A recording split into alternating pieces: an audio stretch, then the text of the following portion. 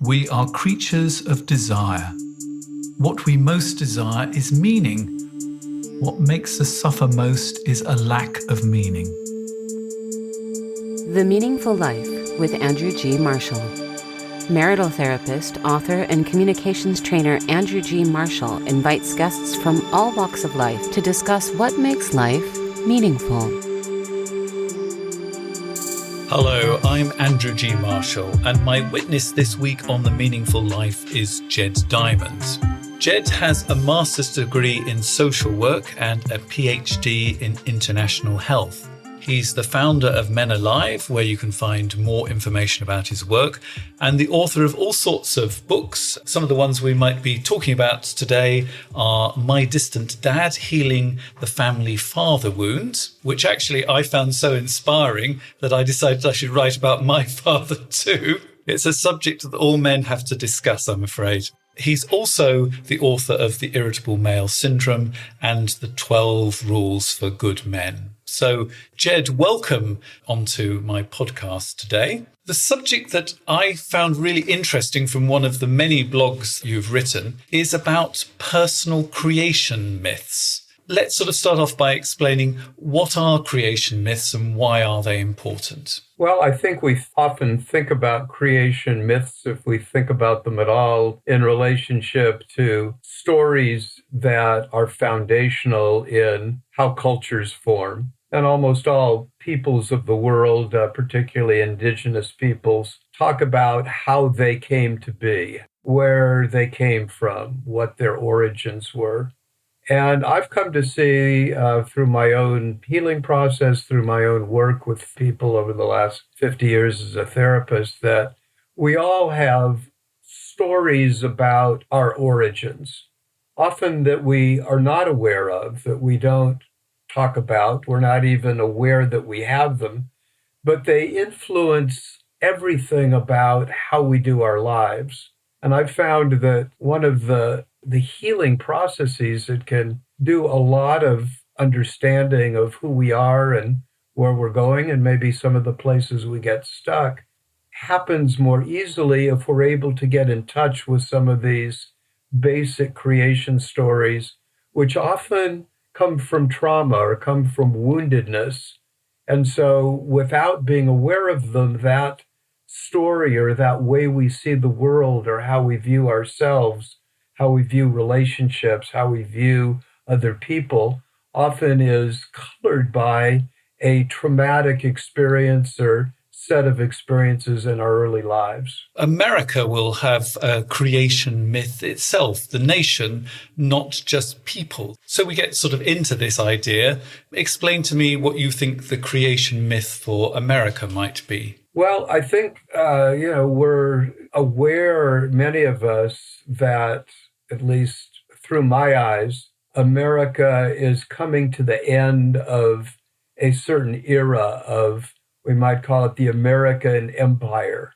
There have been many empires in the world. The British Empire certainly was one, and there were many other empires that came and then declined.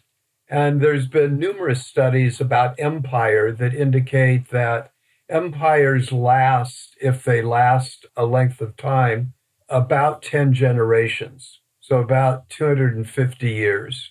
And America started our independence 1776. And if you look at 2020, where I'm sitting now and we're sitting together in that year, it's 246 years. So this is about that 10 generations. And I think when I look from inside America, others may see us obviously from the outside, that I think there's a lot of indicators that America is not doing very well. When you look at COVID, you look at who our leader is at this particular period of time, and just the way in which our Black Lives Matter and the violence that's going on in the country, how we're dealing with things. I think there's a lot of indicators that this myth that we had as we created ourselves, that we were this unique culture that was going to change the world and we were going to create wonderful things forever, is part of a larger story that hasn't been addressed, which is the woundedness that it's at the core of America. The myth might be the shining city on the hill, right? But actually the myth is only half of the story. Exactly right. Let's look at the sort of myths that we ourselves might have. And having read your fabulous book, My Distant Dad, which I recommend 100% to every man, and in fact, actually every woman as well, if you want to understand how men work. You are very generous and share a lot of your foundation myths. So let's sort of split it up. Let's talk about your mother first. What sort of myths of your personal creation did you get from your mother? Well, my mother was a very independent woman. She had moved from the South to New York to get away from the upbringing she had had in the South. And this was in the 1920s. And she was kind of one of the original flapper girls, independent women. She might have been a feminist at the time. But she had a great fear of dying. And she was constantly afraid. So when I was born, came into the world in 1943. That's kind of my year of creation.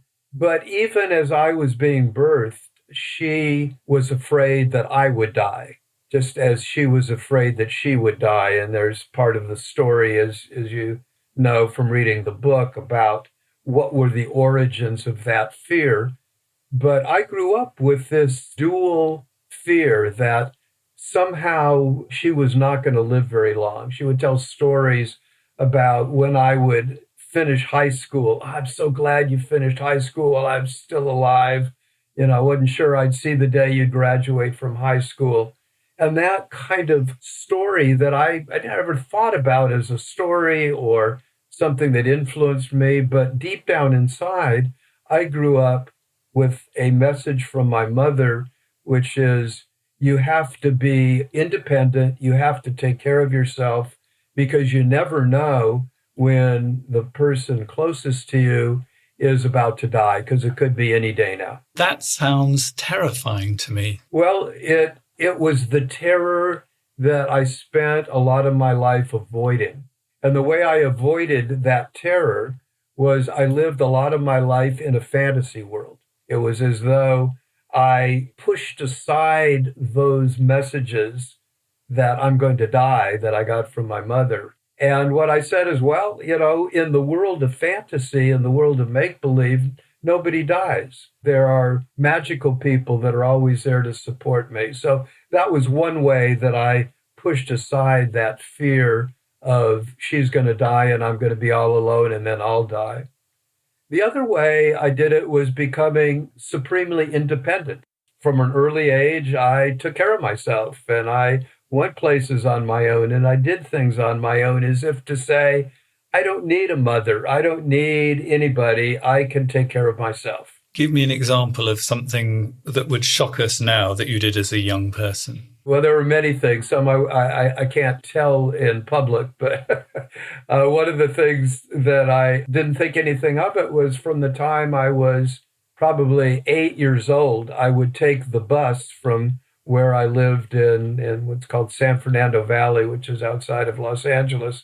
And I would take the bus into Hollywood, and I would go to movies on my own as an 8-year-old, or I would walk the streets and meet interesting people. And, my mother had to work, so, I was kind of on my own. And she, just, so as long as you get home, before dark.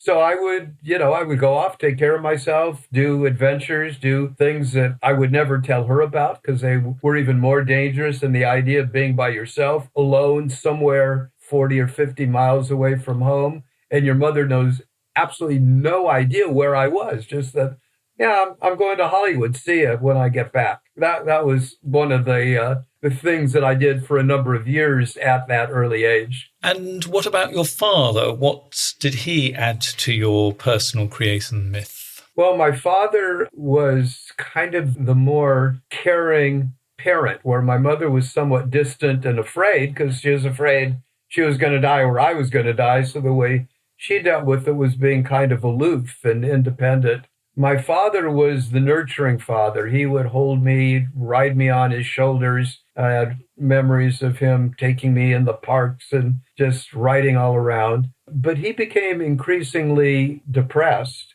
because he couldn't make a living to support his family.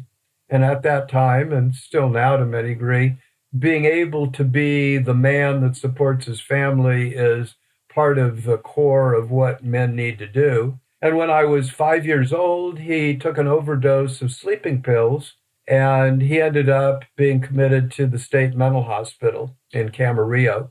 And I spent then a year with my uncle visiting my father in the mental hospital. And I wondered why my mother didn't go. I mean, why would she send, a 5-year-old child?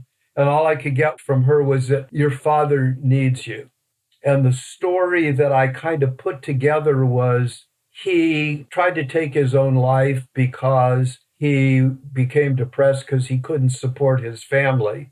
And in my mind, the family was when I came along, when I was born. So I had this idea somehow that I was the cause of his demise, his potential suicide. And so it was my job to take care of him, to fix it. I had no idea what that meant, but that was part of my early idea that somehow I'm to blame for what happened to my father.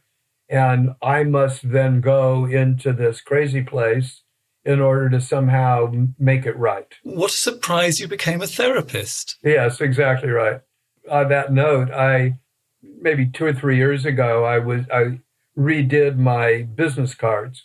And my official business cards at this time had said, helping people to live long and well since 1969, which is when I've officially started as a therapist in the field. But then I realized I've actually been doing that job, helping men and the women who love them, which is my focus, since I was 5 years old, a much longer period of time. So it's been since a core of who I am. 1949. Exactly, not 1960, but 1949. Exactly right. What was a mental hospital like for a 5-year-old child? Well, it was terrifying. I still have memories of my uncle and driving and me being very frightened, like, what are we going to see? Why do I have to go? And he would just hum a tune and we would get there. And I remember from the outside, it looked kind of pleasant. It had palm trees in front and manicured lawns up front. The thing that tipped me off was the bars on the windows. And then when I got inside, there were people rocking and drooling and crying and screaming. And it was like, my God, why am I here? Why is my father here? And then I saw him, and I remember the first image I had the first time I went was he had this kind of wild-eyed look in his eyes. And he hadn't shaved for a while, and he had little bits of food embedded in his cheek and his mouth. And I realized something is terribly wrong with where I am, with my father. And it just reinforced somehow that I must have done something terribly wrong, that he ended up here. And I must do something miraculous to try to fix things. He actually ended up running away from there, didn't he? Well, I ran away first. You ran away first? Yeah, after a year of going, I reached a point where I came one day with my uncle, Uncle Harry, my father's brother-in-law, married to my father's sister. And one day we got there and my father looked down at me and looked up at his brother-in-law and said, Harry, who's this kid you got with you? And he had reached a point, being in the hospital at that point for a year, where he obviously had gotten worse, not better, and he didn't know who I was. And so I finally went back and confronted my mother and I said, listen, I don't want to go anymore. I don't want to stay. So she said, okay, you don't have to go. And he stayed from that point when I stopped, he remained hospitalized for another 7 or 8 years until one day on one of the visits, still with his brother-in-law, who came to see him every Sunday, that my father walked away, just said, Harry, I got to go across the street and get some stamps. And he went across the street and he never came back. And he actually hitchhiked from the hospital, which was north of Los Angeles, all the way into Los Angeles, and started a whole new life on the streets of Los Angeles out of the mental hospital. What foundation creation myth did you then sort of tack on to the one from your mother for the one for your father? Well, what I got from that I started with the people closest to me are going to die, so I have to be independent, be on my own. Then I added on to that, the people closest to me are going to go crazy, and I'm probably going to end up in a mental hospital because I'm going to be like my father. So I had, again, this view, but again, I hid from that. I told myself deep down, I'm going to go crazy like my father, but I can't contemplate that. So I told myself, first, I'm going to fix it. I will fix him. And that was my early thing. Then he escaped. And then I basically denied that he existed. People ask me, so, as kids do in schools, what does your father do? And what I told them, my father died. That was how I dealt with it. My father died. Oh, okay. People could at least understand that. But I basically actually came to believe my father didn't exist anymore. That was the way I at the time dealt with the fear of the reality that my deep creation story was embedded in me, and I covered it over and hid from it for many years. Although we're talking about this in a very sort of rational, clear way, this was all entirely unconscious. And, you've done a lot of work to actually get to the point that you can actually bring it up to the surface and look at it. Exactly. It's pretty terrifying, but we can sort of cope with it. But with it all hidden away and stuffed down and entirely unconscious, it's going to be really driving you along and making you make certain kind of choices. Now, what were those choices that it made you make that you were not conscious of, but your unconscious was driving you along with? Right. It drove me to be, as I said, very independent, learn to take care of myself very early, learn to cook, learn to get where I needed to go. I started earning a living when I was about 7 years old, selling Christmas cards over the holidays, had a bicycle route delivering newspapers. So one part of me was independent man, young man, and then later an adult. But my relationships, I was a loner. I didn't have any friends. I didn't have, as I got older, I had a hard time relating to women. I got involved in sexual relationships, but no intimate relationships. Eventually got married and then got divorced and then got married again and then got divorced again. So my relationships were a mess. Professionally, I was working as a therapist and very successful, counseling people and writing books and trying to keep hidden the fact that I'd been married and divorced and married and divorced and, this whole other life that I was running from. But that was at a point then where things started falling apart for me. Because I sort of get the picture that on one level you're pushing people away, but if you think they're all going to die and you're going to be left alone, you're going to cling on to them. So we've got clinging and pushing away. Am I hearing it right? Exactly. Mostly pushing away, but you get lonely pushing people away. And so eventually you hunger to get connected. And then you want to hold on tight. And you hold on tight so much you smother the people that you're close to. And they want to run away from you because you're, for me, both clingy and very angry. You mentioned I wrote some other books, including The Irritable Male Syndrome, and dealing with the way I had dealt with my depression and my anger was in the relationships. I would cling, and then if they didn't do what I hoped they would do, I'd get very enraged at them and hold them at the same time and yell and scream at them. And most people don't like that. Funny that really, isn't it? But you can't have a meaningful life if you've got all of this, sorry, I'm going to use a non-technical term, all this crap running in your system that you're not really aware of. Right.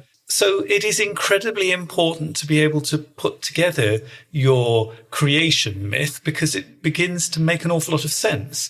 It seems crazy to cling and push, but actually, when you look at it within the context of your background, it makes entire sense, doesn't it? Well, it does. And most people, me included, never wanted to look at that because it was terrifying to look at. And you only look at it, I only looked at it when my life started to become unmanageable. All addicts, and this is a kind of addiction to this behavior, I think all addictions at core are ways in which we run away from that core wound that we have, in a way, running away from our creation myth. And some run into drugs to try to push it away. Some do sex addiction, some do workaholism. But ultimately, when things start falling apart, our relationships fall apart, our health falls apart, we become depressed, we become suicidal in many cases, which I did as well, that we then start saying, I need help. I need to figure this out. This isn't working for me.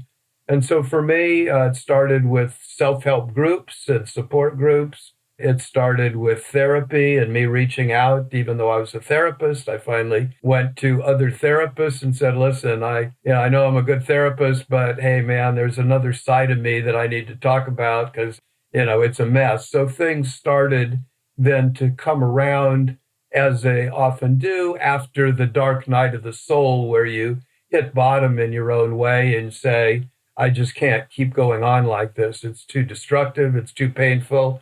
And then we start to figure out what's really going on. And that was where I began to, one, remember what in fact happened to me when I was a child. And I began to get some of those pieces and starting to put them into place, and then to understand them and then to build on them. So what was your personal dark night of the soul? Well, there were numerous ones. I don't know that there was, it's a literary kind of thing that there is and for some there is. There were numerous ones for me. There was the breaking up of my first marriage and the divorce that came after that. There was the breaking up of our family because we had 2 children, and the loss of my connection to my children was another one. Another one was when I remarried a woman who slept with a gun under her pillow. And I thought that she was the perfect partner for me. I didn't realize the gun under the pillow might be a tip-off to somebody who might say, maybe some of this self-destructive energy or flirting with death or this feeling of afraid of death that I was creating. So that was one, particularly when we reached a point where it looked like one of us was going to die, and either she was going to kill me or I was going to kill her. That was another dark night of the soul. But together, 2 or 3 or 4 of those congealed to get me consistently in a place of deep understanding, deep reflection, and deep healing. Once again, once you understand the creation myth, it makes sort of sense that if you're frightened of dying, then, you're going to challenge that, marry a woman with a gun. It sort of has a bizarre kind of logic to it, but you don't see that logic unless you understand the creation myth. Exactly. The fear is, if I ever look deeply at these things, the fear tells you you're going to die or you're going to go crazy. Those are my 2 very core parts of the creation. Either I'm going to die because I will push away the people or they will leave me and I'll be all alone and I'll be like a small 5-year-old all alone and die, or I will lose my mind and I will be physically alive, but I'll be locked up in a mental hospital and get electroshock treatments. My fear was you just end up a vegetable. That was the image of being in a nut house back then. So those are the fears that you have to look. But when you finally do, you realize, as you say, it all makes sense. And it's not so frightening. And you go, oh, I get it. I'm not so crazy. The fear of death is understandable. My flirting with and getting married to a woman with a gun under her pillow, well, that does make sense. And you start putting your life together and you return to your life, basically. It's like taking the puzzle pieces of a a very complex puzzle that has all been confusing. And you have a piece here and a piece there, but there's big chunks missing. And all of a sudden you go, it starts to fall into place. Your life starts getting clear and you begin to relax into your life. As you know, I'm now married for the third time to a woman that I've been married to now for 40 years. She attributes a lot of our good and healthy 40-year marriage to the fact that I've been in a men's group that's been meeting for 41 years. And that was kind of my first being able to reach out to others and be vulnerable and tell my story and to listen and feel like I was with a group of men, a group of brothers who could hold this very, what I thought was this crazy story that nobody could understand. I know lots of men who would rather chop off 2 of their legs and maybe even their penis rather than admit to other men that they feel vulnerable. But as somebody who's been in a sort of group for about 5 years of other men, it is wonderful. Well, it is. It's life-saving, and it's part of what we all long for. We long for the brothers some of us never had. We long for the parents that we didn't have or wanted. And, we talked at the beginning of the father wound, which was kind of at the core of my male defenses and my male disconnections. And when you're able to begin to heal that, you begin to heal your relationships with men. And often, in order to heal our relationships with women, we have to be in the company of other men. I talk about in the new book that you mentioned, the 12 Rules for Good Men. The first rule is join a men's group, because I think we often have to be in the company of other men and be vulnerable with other men before we can really feel comfortable as a man in our own skin. And if we can't feel comfortable as a man in our own skin, we're not able to have intimate relationships with anybody.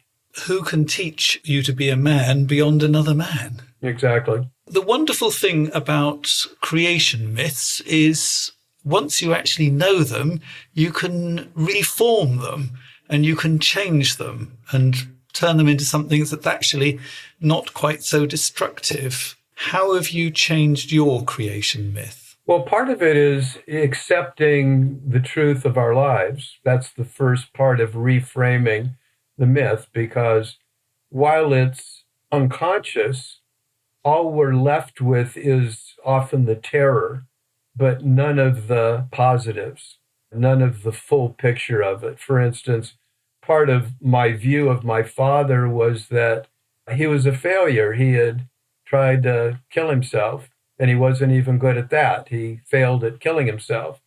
And later, when I was able to meet my father, actually through my first book that I wrote a book called Inside Out, Becoming My Own Man, and I had talked about him in that book. And I hadn't seen him, since he had gone off to the mental hospital. And somebody had read the book and recognized my father and knew who he was and put me in touch with him. And I was able in later years to actually meet him, get to know him. And I realized that there was much more positive to the story that I didn't realize at the time. And so I was able to change the myth of my father was crazy and he tried to kill himself to my father got out of, for him, a situation of unparalleled conflict. Because on the one hand, he had grown up, like many of us, saying, you must make a living to support your family. On the other hand, he was living at a time where, as many of us are still, where an economy wasn't able to support him doing the work that he loved. So he could either not do the work that he loved. He was a writer and an actor, and he could stop doing that and then not feel like a man. Or he could keep trying to do what he loved to do and not making a living at it and be a failure at that. Well, what I realized by getting out of that bind, going into a mental hospital, getting out of a mental hospital, and then he became a street puppeteer and actually did very successfully for years what he had longed to do, which was to put on shows, to be a theatrical person, but he no longer had to make a living at it. He was a street performer, and that fit for him. So I was able to put together not only my father's piece, but my mother's piece to, when I saw the whole picture, I could reframe it as a hero's journey, theirs and mine, and put together a more complete story that people have said, it's all going to turn out fine in the end. And if it hasn't turned out fine, it means it isn't the end. In some ways, the story of our lives is just the perfect story for our lives. And if we can put it all together and see its actual picture, then that creation beginning has a whole new understanding, and it is seen in a whole new light. Put it into a nice, crisp kind of formula so we can see how you've actually turned it around. So your mother gave you fear, but she also gave you another gift as well, didn't she? Well, the fear was that she was going to die and that I was going to die. Well, when you're a little kid, that's terrifying. But the truth is, we are all going to die. She died, it just wasn't when I was a little kid, but it could have been. Had she died when I was young, I would have had the strength to be able to take care of myself, which is a good quality. I am going to die someday, but it gave me the focus saying, I don't want to die young. I don't want to die any younger than I have to. I think I'm going to take good care of myself. I think I'm going to study mental health and physical health. So I went off to medical school. And then, as you point out, I got a master's degree in social work and a PhD in international health. The fear turned into health consciousness. And I think a realistic way of addressing the realities that we're going to die someday, but we can live fully for a lot of years if we take care of ourselves.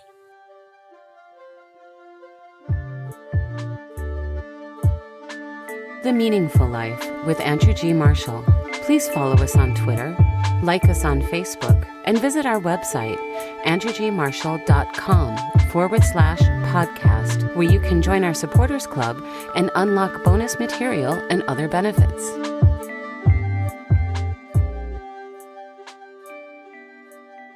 Welcome to The Meaningful Life. My guest today is Jed Diamond.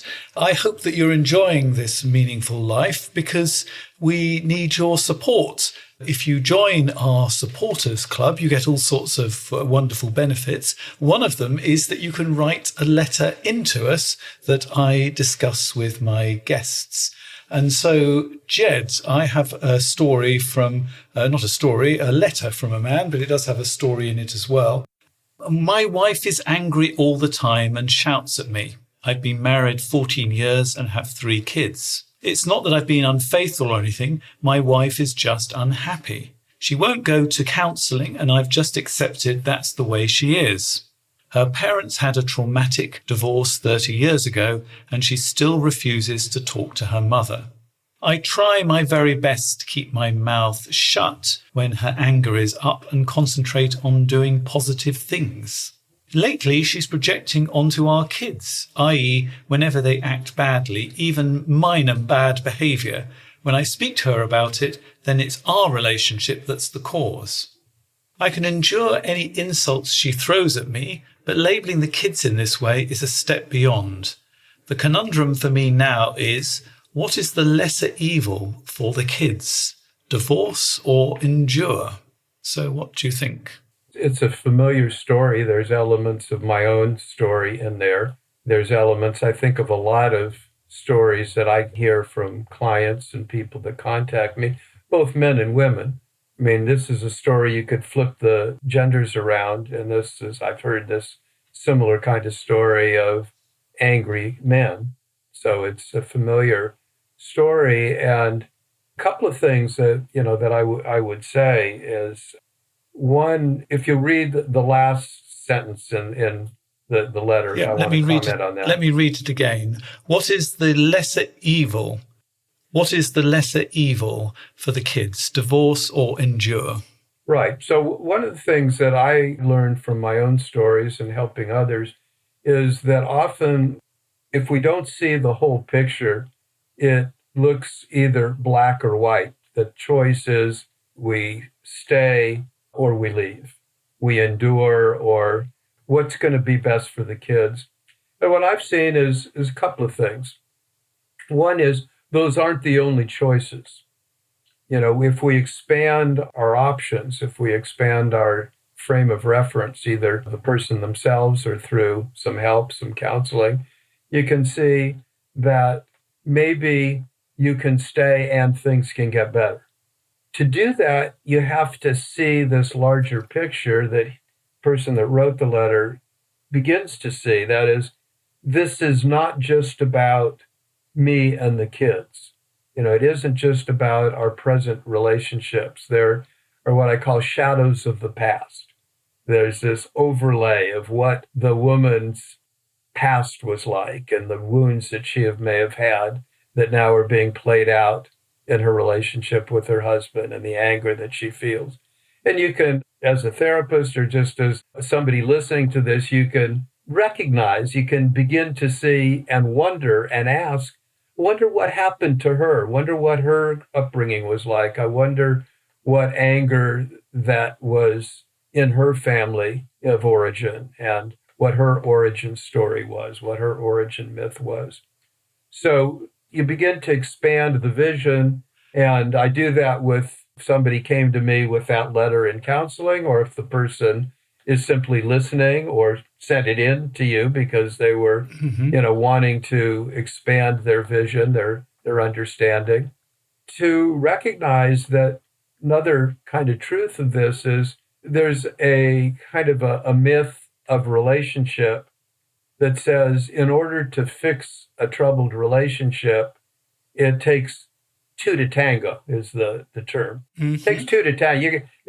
If the other person isn't willing to get help, what can I do? It's an either or. Well, I guess I can stay and endure, or I can take the kids and leave. Either one is going to be... Get a new tango partner. Right, or get a new tango partner. Or you recognize that the truth is, again, an image, but you get the idea. It actually only takes one to tango. You can tango by yourself. You can do all the moves. You just have this belief that says it takes two. And what I would say to your letter writer, and I say to people that come to me, is I say, because we're connected, because the man and woman are connected, the two partners are connected, if he changes, if he deals with his issues, because I guarantee that anybody who's in relationship with a wounded person, just like all those women that I was in relationship with, and I came to see my wounds, they had their own wounds that they brought to the dance. So this person, I would say, you don't have to just sit back and wait for her to change. And if she doesn't change and she isn't willing to get help, then your options are only this or that. You can do something. You can go and get help. You can begin to see what part of this dance am I participating in? What part of this am I feeding? What part of this am I afraid to address because I'm afraid she'll get angry at me or she'll get violent or it'll be worse on the kids. So you begin to help that person take charge of both their own life and realizing that doing that, they can also influence the larger relationship. It's very easy to look at other people's behavior and the bits of our behavior that we're not actually accepting ourselves. We're very good at spotting on other people. I mean, the biblical version is we can't see the speck in our own eye, but we can see the plank in other people's eyes. Well, actually, it should be the other way around. We can see the speck in their eyes. We can't see the plank in our own. So if you're saying that your wife is unhappy and she's angry, I wouldn't be at all surprised if he might be unhappy and angry too. I'm wondering, what is it that makes people angry? Where do we get this anger from? What's anger trying to tell us? What do you think as an expert on angry men and anger in general? Well, I think that you're right in the direction that you're looking. We often get stuck on trying to fix the other person or despair of trying to fix the other person and therefore feeling that things can't be fixed. But as soon as you find some part of the story or some part of the situation that you might have some part of, whether it's the entree through your potential anger, certainly one of the ways people go, if I'm seeing so much anger in you, what anger might be in me? As soon as you can do that, then you can begin to explore. And if you're in relationship, you can explore together. So instead of being in conflict, you go, let's explore what the anger is trying to tell us. What's it trying to teach us about our relationship, or what's it trying to bring our attention to that we're not looking at? And the anger is a way of deflecting. So it becomes a vehicle for re-empowerment so that you're not feeling helpless, and also an opportunity then to work together to explore things that seem up until then like our only option is this or that, and both of them are ones that neither person wants. And you can do that if you stop labeling your partner, and because it's very easy to label somebody angry, unhappy, and then we can dismiss it.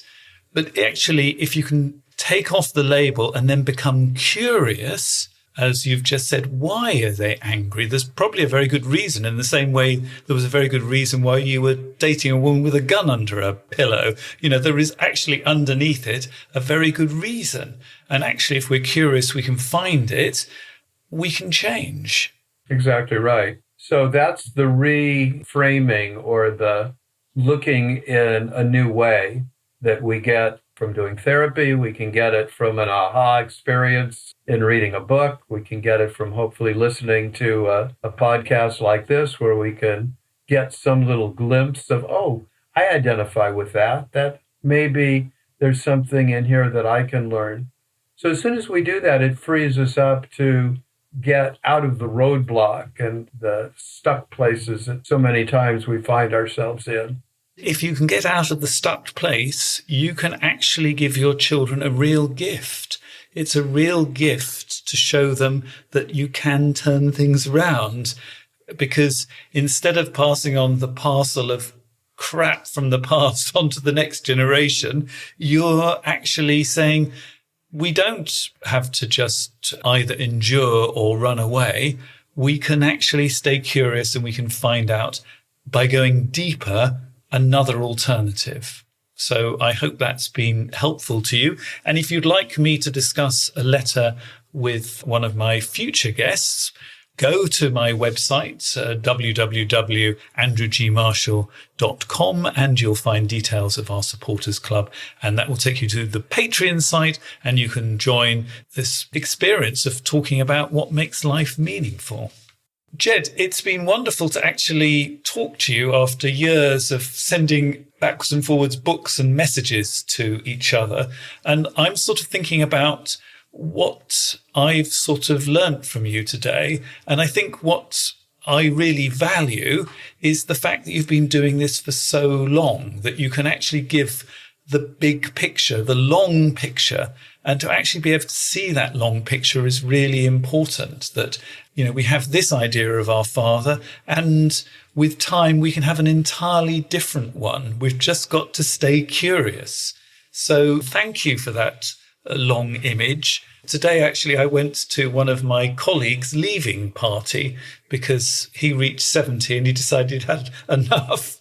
You're past 70 and you're still working, and I think that is a wonderful gift to us. So thank you very much. Is there anything from our conversation today that's made you think about things in a different way? Well, I think just the whole exploration, as you know, the article that I wrote that you responded to, in which we spent quite a bit of time looking at origin stories, was really unpacked in a way that, as a writer and as a therapist, a lot of what I do is in my own mind in my own office, sometimes with my own creative process as I think and write, or with one other person.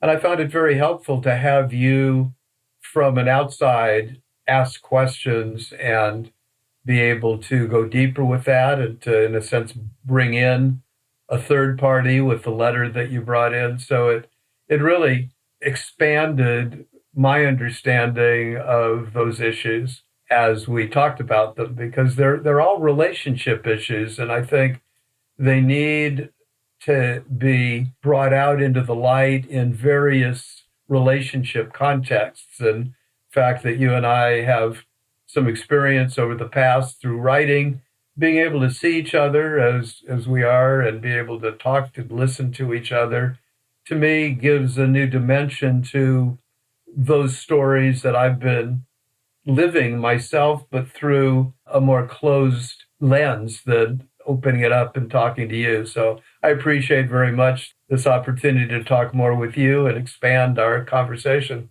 So, as a witness for what makes life meaningful, let's actually focus on your life. What makes your life meaningful today? Well, as I'm sitting here, I'm looking out my window in California and just really appreciating the beauty. Right outside, there's a large redwood tree that hangs over our house, and I'll often sit out in the garden. And I've been feeling lately like I'm a resident healer, and being able to bring together the body of work that I've developed to share it with other people. I feel like there's this combination of healer and scholar that I'm finding very meaningful at this stage. I'll be 77 in December, and it feels like this is a time to bring a body of experience and life experience of 77 years out into the world in some new ways. So that's part of what is meaningful to me. And then, my personal context, I have 5 grown children and 17 grandchildren, some of them grown, and 1 great-granddaughter. It feels like this is part of the generations to come that I hope to leave some legacy for, and they're part of my personal legacy, and hopefully the people that are part of this dialogue we're having today are part of the broader legacy of what we're doing here in the world. And how does healing and education fit together? To me, they're intimately related. The more I know about my life and my story, the more healed I feel, and the more together I feel in body, mind, and spirit, and just getting my shit together, getting my head together, getting my life together. That's been a continuing journey. And to me, there's nothing more fascinating when you look at what's there to know in the world, starting with ourselves and then radiating out and finding out we're all connected to this larger story. We have a 2 billion year history of relationship, male and female. I talked about when I wrote the book, 12 Rules for Good Men. It was actually inspired by my wife, who said, with all that's going on in the world, we need some good news about men, and how can men heal? And, we need to heal the male-female divide and bring the sexes together. And I wondered, how far back does male-female go? And found out it was 1 billion years ago. So you've got these 2 billion-year-old stories of male and female, that in a way, it continues all the way back to the beginning of life, and maybe before that into what other dimensions there are. So as I sit here under my redwood tree and bring together some of the scholar and healer together and share that with the world, I can't think of anything more fun, more interesting, more enjoyable, or something I want to continue to do as long as I'm living. And more meaningful as well. Jed, thank you very much for being my guest on The Meaningful Life today. And that's where the conversation is going to end for most people. But if you'd like to join our supporters club, you will get some extra benefits. And one of those benefits is the continuing conversation with Jed. I'm going to find out the 3 things that he knows to be true. So thank you for joining me today on The Meaningful Life, Jed. You're very welcome. You've been listening to The Meaningful Life with Andrew G. Marshall. You can follow Andrew on Twitter, like him on Facebook, and please leave a review wherever you consume your podcasts. Making, editing, and distributing The Meaningful Life comes with substantial costs, and we'd like to ask for your help. Visit our website, andrewgmarshall.com/podcast, where you can join our supporters club and unlock bonus material for every program, send in a letter to be discussed by Andrew and his guests, and join a community of other people seeking to make their life meaningful. At the gold level, you get even more benefits. Production of The Meaningful Life with Andrew G. Marshall is by Michael Dooney. Social media by Madeleine Healy. Sound engineering and theme tune by Sebastian de la Luz Mendoza. And I'm Susie Colick. Please tell your friends and spread the word. Thank you.